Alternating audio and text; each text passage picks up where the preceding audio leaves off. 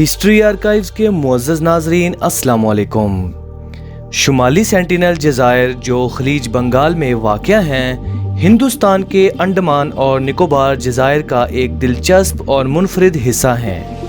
یہ جزیرے اپنی تنہائی اور ان میں آباد مقامی سینٹینلیز لوگوں کے لیے مشہور ہیں۔ ایک بھرپور اور پراسرار تاریخ کے ساتھ شمالی سینٹینل جزائر نے ثقافتی، بشریاتی اور ماحولیاتی اہمیت کے امتزاج کی نمائندگی کرتے ہوئے دنیا کی توجہ اپنی طرف مبذول کر لی ہے۔ اس ویڈیو کا مقصد شمالی سینٹینل جزائر کا ایک جامع جائزہ فراہم کرنا ہے۔ ان کے جغرافیائی، سینٹینلیز کے لوگوں، ان کے طرز زندگی اور جدید دنیا میں انہیں درپیش چیلنجوں کو دریافت کرنا بھی اس ویڈیو کا مقصد ہے۔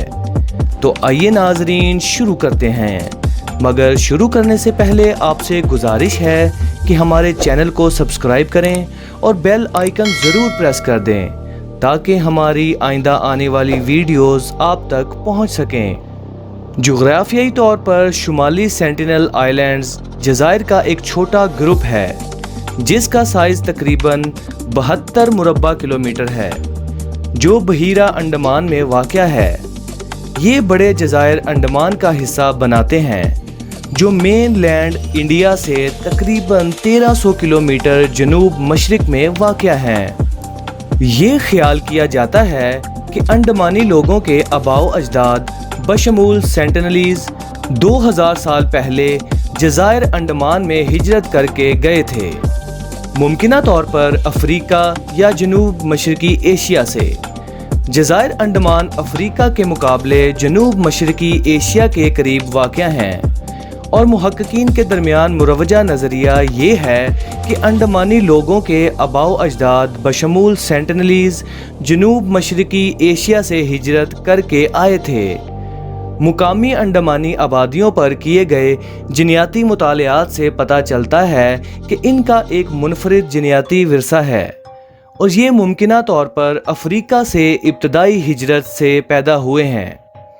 تاہم ان کی اصل اور نقل مکانی کے راستوں کو یقینی طور پر قائم کرنے کے لیے مزید تحقیق کی ضرورت ہے۔ یہ نوٹ کرنا ضروری ہے کہ سینٹینلیز لوگ انتہائی الگ تھلگ ہیں اور ان کا بیرونی دنیا سے کم رابطہ ہے۔ وہ شکاری طرز زندگی کو برقرار رکھتے ہیں اور بیرونی لوگوں کے ساتھ رابطے کی سرگرمی سے مزاحمت کرتے ہیں، جس سے محققین کے لیے ان کی ابتدا اور تاریخ کا گہرائی سے مطالعہ کرنا مشکل ہو جاتا ہے۔ شمالی سینٹینل جزائر کورل ریف، گھنے مینگرو کے جنگلات اور کم گہرے پانیوں سے گھرا ہوا ہے، جس کی وجہ سے جزائر تک رسائی کافی مشکل ہے۔ اپنی جغرافیائی تنہائی کی وجہ سے جزائر بیرونی اثر ہے، کیونکہ وہ باہر کے لوگوں کے خلاف دشمنی اور دفاعی نوعیت رکھتے ہیں۔ وہ اپنے علاقے کی سختی سے حفاظت کرتے ہیں، رابطے کی کسی بھی کوشش کے خلاف سخت مزاحمت کا مظاہرہ کرتے ہیں۔ پوری تاریخ میں بے شمار واقعات ان کی تنہائی کو برقرار رکھنے کی ان کی غیر متزلزل خواہش کا ثبوت ہیں۔ سینٹینلیز در اندازی کرنے والوں پر حملہ کرنے کے لیے جانے جاتے ہیں، اور یہاں تک کہ انہوں نے اپنے ساحل کے بہت قریب جانے والے چند افراد کو بھی مار ڈالا۔ شمالی سینٹینل جزائر نے 2018 میں اس وقت نمایاں بین الاقوامی توجہ حاصل کی جب ایک امریکی مشنری کے ساتھ ایک واقعہ پیش آیا۔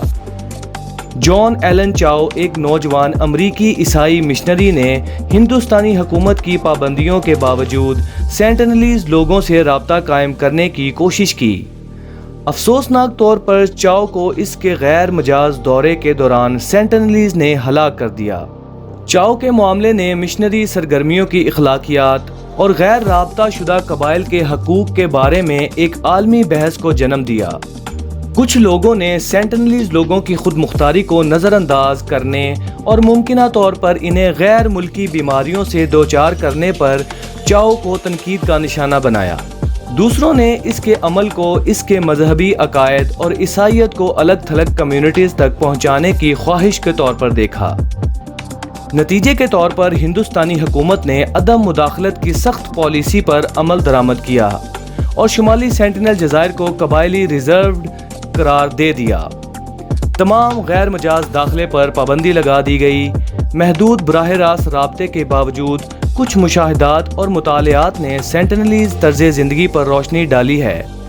یہ خیال کیا جاتا ہے کہ وہ شکاری طرز زندگی پر عمل کرتے ہیں، ماہی گیری، شکار اور اپنے رزق کے لیے جنگل کے وسائل جمع کرنے پر انحصار کرتے ہیں۔ وہ ارد گرد کے ماحول سے حاصل کردہ مواد کا استعمال کرتے ہوئے چھوٹی پناہ گاہیں اور جھونپڑیاں بناتے ہیں۔ ان کی زبان اور ثقافتی طریقے بڑی حد تک غیر دستاویزی رہتے ہیں اور ان کی سماجی ساخت اور رسم و رواج اب بھی پراسرار ہیں۔ سینٹینلیز لوگوں کو بہت سے چیلنجز کا سامنا ہے، خاص طور پر جدید دور میں۔ بیرونی دنیا کی تجاوزات اور بیماریوں کا ممکنہ تعارف ان کی آبادی کے لیے اہم خطرات کا باعث ہے۔ ہندوستانی حکومت کی عدم مداخلت کی پالیسی کا مقصد سینٹینلیز کی حفاظت اور ان کی منفرد طرز زندگی کو محفوظ رکھنا ہے۔ تاہم یہ ثقافتی خود مختاری کے تحفظ اور جزیرے کے باشندوں کی فلاح و بہبود کو یقینی بنانے کے درمیان نازک توازن کے بارے میں بھی سوالات اٹھاتا ہے۔ پرامن اور احترام کے ساتھ مصروفیت کو انجام دینے کی کوششیں کی گئی ہیں، جیسے کہ اپنے علاقے کے مضافات میں سینٹینلیز کے لیے تحائف اور سامان چھوڑنا۔ ہندوستانی حکومت کی رابطہ کی ابتدائی کوششیں 1960 اور 1970 کی دہائیوں میں شروع ہوئیں۔ ماہرین بشریات اور محققین نے شمالی سینٹینل جزائر کے وقفے سے دورے کیے، پرامن معاملات شروع کرنے کی امید میں تحائف اور سامان چھوڑنے کے لیے ساحل کے قریب پہنچ گئے۔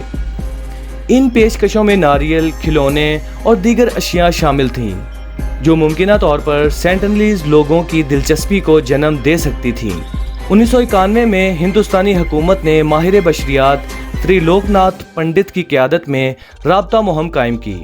ٹیم نے شمالی سینٹینل جزائر کے کئی دورے کیے، تحائف چھوڑتے ہوئے عدم مداخلت کی پالیسی کو برقرار رکھا اور دوستانہ رابطہ قائم کرنے کی کوشش کی۔ تاہم سینٹینلیز نے دشمنی اور جارحیت کے ساتھ جواب دیا۔ ان کی الگ تھلگ رہنے کی خواہش کو تقویت ملی۔ حالیہ برسوں میں ہندوستانی حکومت نے دور دراز سے سینٹینلیز کی نگرانی جاری رکھی ہوئی ہے۔ ان کی تنہائی کی خواہش کا احترام کرتے ہوئے ان کے تحفظ کو یقینی بنانے کے لیے اقدامات اٹھائے ہیں۔ ہندوستانی بحریہ اور کوسٹ گارڈ غیر مجاز رسائی اور علاقے کے قبائل ریزرو کی حیثیت کو برقرار رکھنے کے لیے شمالی سینٹینل جزائر کے ارد گرد کے پانیوں پر فعال طور پر گشت کرتے رہتے ہیں۔ ماحولیاتی نقطہ نظر سے شمالی سینٹینل جزائر بہت اہمیت کے حامل ہیں۔ جزیروں میں نباتات اور حیوانات کی متنوع رینج موجود ہے، جس میں کئی مقامی اور خطرے سے دوچار انواع شامل ہیں۔ جزائر کے ارد گرد کورل ریف کی چٹانیں سمندری زندگی کے لیے ایک اہم مسکن فراہم کرتی ہیں۔ شمالی سینٹینل جزائر کی ماحولیاتی سالمیت کا تحفظ نہ صرف سینٹینلیز لوگوں کے لیے بلکہ وسیع تر سمندری ماحولیاتی نظام کے لیے بھی بہت ضروری ہے۔ شمالی سینٹینل جزائر مطالعہ کے لیے ایک دلکش اور پیچیدہ موضوع کی نمائندگی کرتے ہیں۔ سینٹینلیز لوگوں کی پراسرار نوعیت اور بیرونی دنیا سے ان کی تنہائی ان جزائر کو ماہرین بشریات ہماری ویڈیو کو لائک اور شیئر ضرور کیجیے گا۔ اگلی ویڈیو تک ہمیں اجازت دیں۔ اللہ نگہبان۔